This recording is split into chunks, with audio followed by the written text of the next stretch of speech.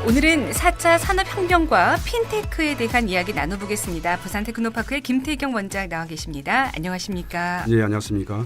네, 요즘 금융계를 중심으로 핀테크 바람이 아주 거세게 불고 있던데요. 우선 핀테크란 어떤 것인지 개념 정리부터 해보겠습니다. 예, 핀테크는 금융과 ICT 기술의 융합을 통해서 기존 금융 시스템의 파괴적인 혁신을 주도하고 있습니다. 그 핀테크는 파이낸스의 금융과 테크놀로지의 기술의 합성어입니다. 네. 기존의 그 전통적인 금융 서비스가 점포 중심으로 한다면은 핀테크는 인터넷이나 모바일 기반을 활용해서 금융의 그 송금, 결제, 자산 관리, 펀딩 이런 다양한 그 금융 서비스를 제공할 것을 말합니다. 네. 그래서 금융과 IT와 융합된 신기술 금융 서비스 산업이라고 생각하시면 됩니다. 신기술 금융 서비스 산업이라는 말씀을 하셨는데요. 그런데 지금도 인터넷을 통해서 지급 결제도 가능하고 뭐 신용카드, 체크카드로 충분히 편리하게 이용하고 있는 중에 왜 또 이렇게 핀테크가 부상을 하는지 현재도 벌써 전자금융을 이용해서 다양한 서비스를 우리가 혜택을 받고 있잖아요. 네, 그렇습니다.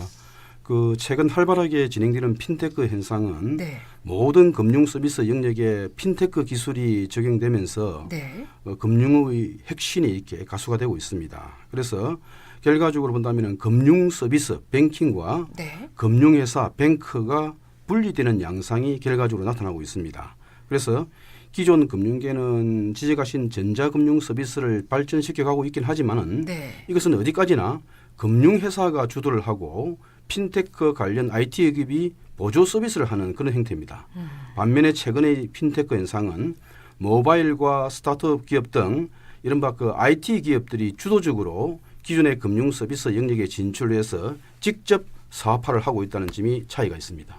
그러니까 금융기관이 아닌 IT 기업들이 이제 핀테크 기술을 이용해서 기존의 은행들과 영역 싸움, 경쟁을 하고 있다고 볼 수 있겠네요. 예, 그렇습니다. 예. 그래서 그 핀테크 육성을 담당하고 있는 영구의 무역투자청이 작성한 그 핀테크 보고서를 본다면은 네. 핀테크를 전통적 핀테크와 그 새로운 핀테크로 구분을 했습니다. 둘의 가장 큰 차이점은 전자는 기존 금융 서비스의 그 가치 사슬에 포함되어 가지고 서비스 효율을 높이는 조정자 역할을 하는 반면에 네. 후자는 기존 금융권의 그 금융 서비스 전달 체계를 완전히 그 와해시킬 수 있는 파괴적인 속성을 가지고 있다고 하고 있습니다. 그래서 네. 최근 부상하는 핀테크 기업들은 기존 금융업의 영역을 대체하는 그런 핵심적인 역할을 하고 있습니다. 네, 그렇군요. 핀테크를 이제 저희가 조금 더 쉽게 이해하려면 구체적인 사례들을 좀 소개해 주시면 더 좋을 것 같습니다. 예, 우선 P2P 대출 부분입니다. Peer to Peer에서 개인과 개인 간에 이렇게 이루어지는 거래인데요. 이 P2P 대출 부분을 본다면은 우선 그 현재 은행의 시스템은 고객이 돈을 은행에 예금을 하면은 은행에서 이걸 대출하는 사람한테 돈을 빌려주지 않습니까? 네. 이 모든 그 자금 중개에 따른 위험을 은행이 부담을 하면서 이자의 형태로 수익을 얻고 있는데요.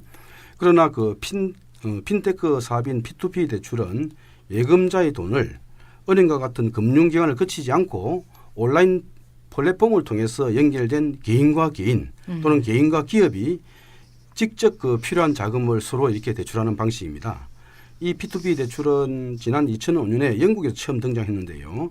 이후 그 유럽이라든지 미국이라든지 심지어 중국 즉 전 세계로 이렇게 확산이 되고 있습니다. 네. 대표적인 곳은 그 미국의 랜딩 클럽이라고 있습니다. 이 랜딩 클럽은 그 온라인 경매업체인 이베이 창업자인 그 피에로 그 오미디아이라는 사람이 있습니다. 이 사람이 설립을 했는데요. 기본적으로 은행의 그 고금리에 그 위화감을 느끼고 인터넷을 이용하고자 하는 새로운 수요를 위해서 저리의 융자를 만들었다고 얘기하고 있습니다. 이용 방법은 뭐 간편할까요? 궁금한데요. 예, 대출이 필요하면은 랜딩 클럽 그 홈페이지에 들어가서 신청서를 작성을 하는데 네네. 이 랜딩 클럽에서는 이 중에서 한 10% 정도만 추려내어서 대출 가능자를 정하고 이들에게 다시 또 7단계의 신용 등급을 매겨서 네. 온라인 대출 장터에 올려놓습니다. 네. 그러면은 여윳돈이 있는 개인 투자자들 같은 경우는 이 대출 장터에 소개된 신청자를 검토한 후에 자신이 가장 적합하다고 생각하는 사람을 찾아서 투자를 하는 그런 방식입니다. 네, 네. 그 랜딩 클럽 경우에는 이 과정에서 대출금의 한 1%에서 3% 이걸 수수료 받습니다. 네. 이제 어떻게 보면은 이제 기존 금융기관들은 글로벌 기업 금융 인프라, 그러니까 수많은 지점과 직원들, 이른바 가진 게 엄청나게 큰데요. 그럼에도 불구하고 고객들이 기존의 금융회사 대신 핀테크 기업들을 선택하는 이유가 분명히 있겠죠.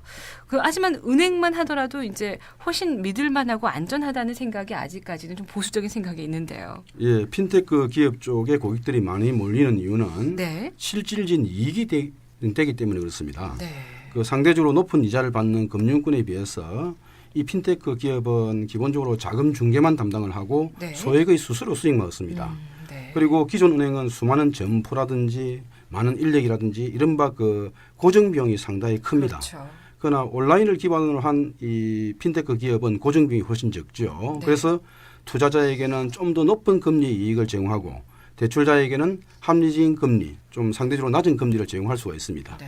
하지만 투자자도 이제 조금의 위험성은 좀 부담을 해야 한다는 그런 좀 위험은 있을 것 같은데요. 뭐 투자를 한다 했을 때 한 그 개인이나 기업에 투자를 하는 것이 아니고 네. 소액 분산 투자를 하기 때문에 그런 위험성을 최소화시키고 있습니다. 네.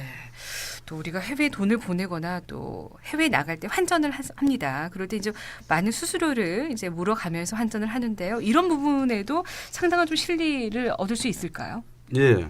해외 송금은 그 크든 작든 상당히 많은 수수료가 지급되는데요. 해외 송금 비용과 관련해서 트랜스퍼 와이즈라고 하는 영국의 그 핀테크 서비스 업체가 있습니다. 네. 이 트랜스퍼 와이즈는 영국의 대표적인 핀테크 그 스타트업인데 해외 송금과 환전을 핀테크 영역으로 끌어들였습니다.